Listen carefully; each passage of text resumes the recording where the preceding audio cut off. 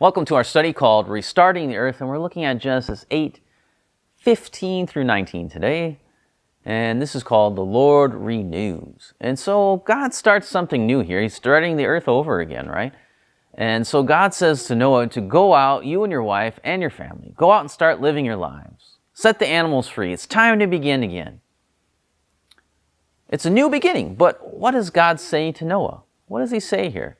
What does he reference when he is declaring this new beginning to this newly cleansed earth? Well, God uses the original commands that he gives. What do I mean by that? God uses the same language that he uses in the creation week to bless and command Noah and the animals.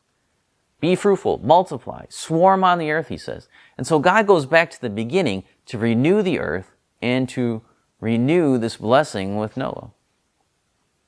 As a Christian, we're called to be fruitful as well. I'm not talking about physical fruitfulness, but spiritual fruitfulness. In John 15:5, Jesus says to his disciples, I am the vine, you are the branches. Whoever abides in me and I in him, he it is that bears much fruit. For apart from me, you can do nothing. This promise was given to Jesus' disciples, and it's renewed to every believer. If you live in and for Christ, you will bear a lot of spiritual fruit.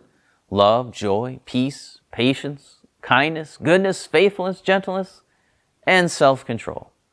Just like Noah and his family would not be fruitful apart from the blessing of God, so too Christians cannot be fruitful apart from Christ. In fact, Jesus says you can do nothing apart from him.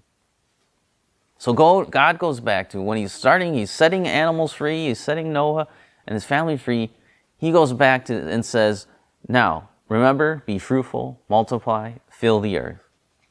And then that same kind of message comes us spiritually. We're supposed to be fruitful, have that fruit multiply. Or we should be filling the earth with our spiritual fruit. And so there's that spiritual connection there, which is, it's easy to see those connections that Christ himself makes. Going back to speaking about the creation language, those creation mandates that he gave at the very beginning to Adam and Eve, those carried on to Noah, those kind of fruitfulness, growing and developing are the same kind of themes that are carried throughout the Bible for those who are God's people.